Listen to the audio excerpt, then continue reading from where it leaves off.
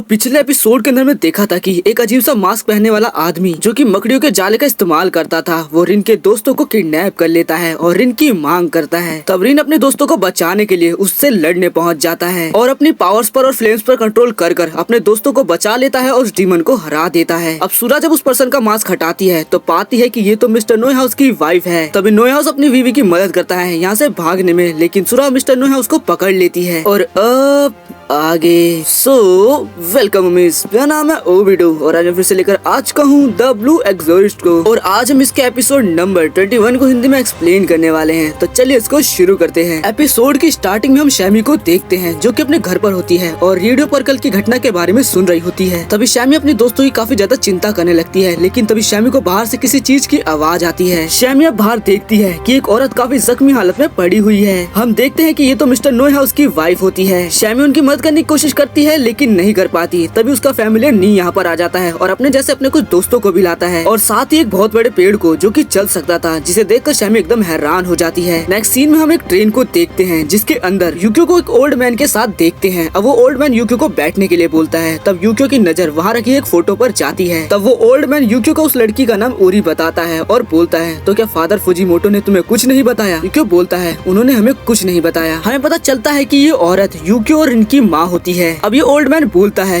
ये वो आखिरी फोटो है जो उरी की मेरे पास है। मुझे अच्छे से याद है उरी की मौत से पहले मिस्टर मैफिस्टो और फुजिमोटो को उसका गार्ड अपॉइंट किया गया था। और जब मुझे ये पता चला कि मैफिस्टो को अरेस्ट कर लिया गया है बैरिगेंट्स के द्वारा, तब मैंने ये सोचा कि यही टाइम है एक्शन लेने का, रिन और तुम्हें अपने पास बुलाने का, क्योंकि मैं तुम्हारा ग्रैंडफादर हूँ। यूक्यो बोलता है, बचपन में जब हम किंडरगार्टन में थे टीचर ने हमसे कहा कि अपनी मदर की फोटो बनाओ कि आखिर वो कैसी दिखती है। मैंने बहुत कोशिश की लेकिन नहीं कर पाया और उस दिन जैसा मुझे फील हुआ था स्टिल आज भी मैं वैसा ही फील करता हूँ। अब वो ओल्ड मैन बोलता है, पिछले 15 साल से मुझे पता है कि तुम कैसा फील करते हो और मुझे माफ करना कि मैं कुछ नहीं कर पाया, पर मेरे पास कोई चॉइस नहीं थी। पिछले 15 साल से मान लो कि मैं एक प्रिजन में था। ये सुनकर यूक्यो थोड़ा हैरान होता है। वो ओल्ड मैन आगे बोलता है, 15 साल पहले ब्लू नाइट के दिन मैं बच गया, लेकिन एक पल में ही मैंने सब कुछ खो दिया। मेरा ओहदा, मेरी पावर्स, मेरे पैसे और मेरा ये चेहरा भी, और साथ ही मेरी प्यारी बेटी भी। यूक्यो बोलता है, क्या उसे भी शैतान ने बाकियों की तरह ही मारा था? ओल्ड मैन बोलता है, नहीं, मेरी बेटी ऐसे नहीं मरी। उस भयानक दिन जब सभी लोग मर रहे थे तब बैरिगेंट्स ने पाया उरी प्रेग्नेंट है शैतान के द्वारा और उन लोगों ने उसे विच की तरह जलाकर मार दिया। यूक्यो बोलता है, आखिर उन लोगों ने ऐसा क्यों किया? उन्होंने मेरी माँ को ऐसे क्यों मारा? विच तो 6000 साल पहले ही मर चुकी है। वो ओल्ड मैन बोलता है, क्योंकि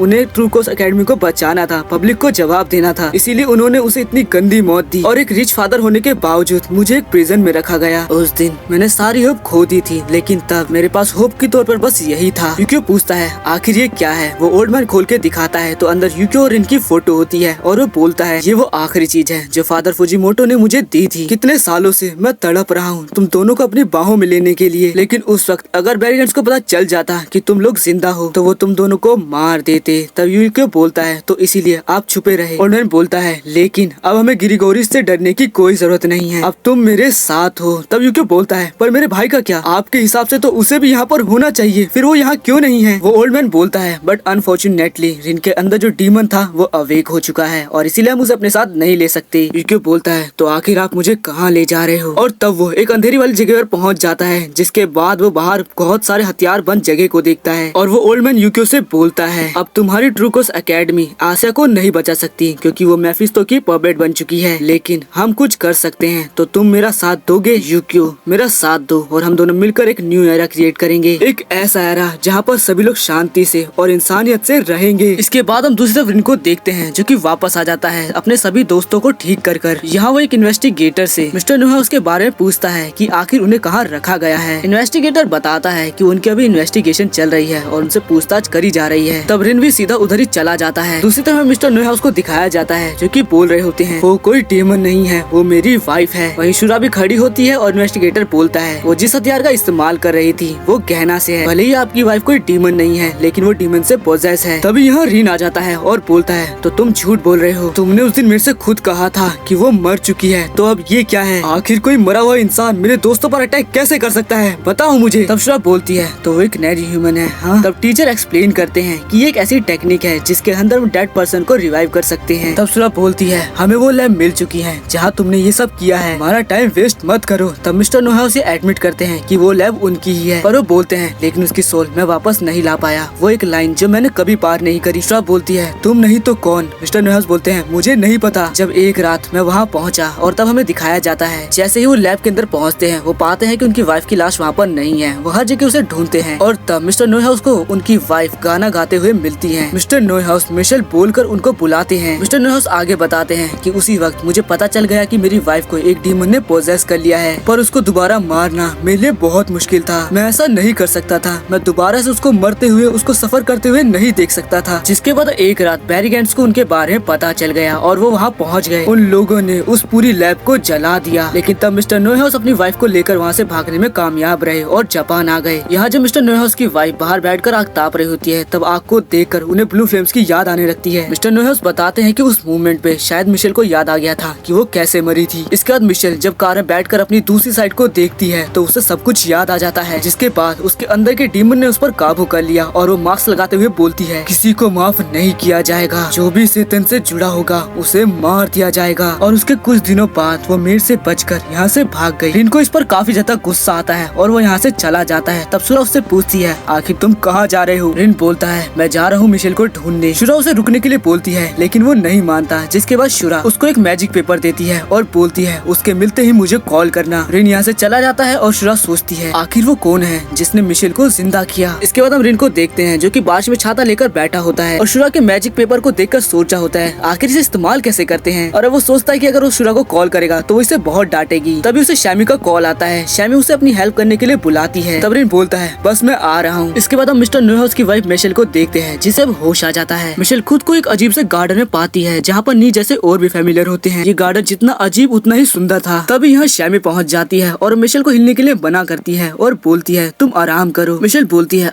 आखिर मैं यहाँ कैसे पहुँची, मुझे कुछ याद नहीं है। शैमी बताती है तुम मुझे मेरे गार्डन मिली थी, मैं तुम्हें यहाँ लेकर आई और तुम्हारा सारा ध्यान इस बड़े से पेड़ ने रखा है। अब मिशेल बोलती है आखिर तुम कौन हो, मैं तुम्हें नहीं जानती। शैमी बोलती है मैं कोई स्पेशल नहीं हूँ, मैं बस एक एक्सोइस्ट हूँ जो कि अभी ट्रेनिंग पर है। यहाँ दूसरी तरफ रिन भी शैमी के घर पहुँच जाता है लेकिन वो यहाँ पर शैमी को नहीं पाता। तभी उसका फैमिलियर नी दिखता है। नी रिन को अपने पीछे आने के लिए बोलता है। अब रिन उसका पीछा करते करते एक बेसमेंट की सीढ़ियों के पास पहुँच जाता है और सोचने लगता है। तभी उसकी जेब से शुरा का वही मैजिकल पेपर निकल जाता है जिससे रिन समझ जाता है कि मिशेल यहीं पर है। यहाँ शैमी मिशेल की पट्टियाँ कर देती है। शैमी बोलती है ये मेरे दादी माँ का गार्डन है, ये एक सीक्रेट गार्डन है। वो मुझे इसके बारे में हमेशा बताया करती थी। ये सच में काफी खूबसूरत है, मैं बिल्कुल उनकी तरह बनना चाहती हूँ। उन्होंने इसे इतना अच्छा बनाया, वो सच में एक ग्रेट इंसान थी। तब मिशेल बोलती है ये गार्डन काफी खूबसूरत है, बिल्कुल द गार्डन ऑफ आमहारा की तरह। मेरे हस्बैंड ने एक बार मुझे बताया था कि वो एक ऐसा गार्डन है जहाँ पर हर तरह के प्लांट मौजूद है और अगर सच में ये उसकी तरह है तो तुम बिल्कुल अपनी दादी माँ की तरह बनोगी। शैमी बोलती है तो क्या आप मेरी दोस्त बनोगी? मेरी दादी माँ के अलावा आप ही वो दूसरी पर्सन हो जो द गार्डन ऑफ एमहारा के बारे में जानती हो। तब शैमी अपना नाम बताने के बाद उससे उसका नाम पूछती है। मिशेल अपना नाम मिशेल बताती है लेकिन तभी यहाँ पर रिन आ जाता है और वो शैमी को उससे दूर हटने के लिए बोलता है। लेकिन तभी मिशेल शैमी को बंदी बना लेती है और रिन को खुद से दूर रहने के लिए बोलती है और बोलती है मैं शैतान और उससे जुड़े हुए किसी भी आदमी को माफ नहीं करूंगी। उन्होंने मुझसे मेरा सब कुछ छीन लिया, मैं नहीं माफ करूंगी। और तभी वो बेहोश हो जाती है। रिन शैमी को उससे दूर हटाता है लेकिन तब शैमी वापस उसके सामने खड़ी हो जाती है और बोलती है मैं इसका ध्यान रखूंगी, मैंने तुम्हें यहाँ अपनी मदद के लिए बुलाया था। रिन बोलता है मैं वही कर रहा हूँ, ये पहले ही मर चुकी है, इससे दूर हटो। लेकिन शैमी नहीं हटती और बोलती है अगर ये कोई इविल पर्सन होती तो ये छोटे नीस उसके साथ नहीं होते। मैंने तुम्हें अपनी मदद करने के बुलाया था, ना कि मैं कोई मुसीबत में थी इसीलिए बुलाया। तब रिन अपनी स्वॉर्ड को वापस से अंदर रख लेता है और यहाँ से जाते हुए बोलता है ठीक है, लेकिन ये मिस्टर न्यूहाउस की वाइफ है। इसके बाद रिन शुरा को कॉल करके बता देता है कि मिस्टर न्यूहाउस की वाइफ अभी सप्लाई शॉप पर है। पर तभी यहाँ पर आर्थ्रोगस एंजल आ जाता है अपनी आर्मी लेकर। इसके बाद हम देखते हैं कि एंजल मिशेल और शैमी को पकड़ लेता है और रिन को मारता है। अब वो मिशेल की तरफ बढ़ते हुए बोलता है तुम डीमन, मैं तुम्हें मार दूंगा। पर तभी यहाँ पर उन दोनों के बीच मिस्टर न्यूहाउस हो जाते हैं और बोलते हैं मेरी पत्नी को माफ कर दीजिए, उसके सारे क्राइम मैं अपने ऊपर लेता हूँ, प्लीज उसे माफ कर दे और मुझे सजा दे। पर तब एंजल उसे लात मारकर दूर हटा देता है और बोलता है मैं तुम्हें नहीं छोड़ूंगा, ये एंजल की तलवार है और जो हमेशा इंसाफ के लिए उठेगी। और ऐसा बोलकर वो मिशेल को मारने वाला होता है। है, लेकिन तभी रिन अपनी स्वॉर्ड से उसकी स्वॉर्ड को रोक लेता है। रिन बोलता है तुम्हें कोई गलतफहमी हो गई है, और ऐसा बोलकर वो दोनों लड़ने लग जाते हैं। तब एंजल बोलता है मुझे रोकने का मतलब बैरीगेंट से गद्दारी, जिसके बाद वो रिन से दोबारा लड़ने लग जाता है। तब मिशेल देखती है और बोलती है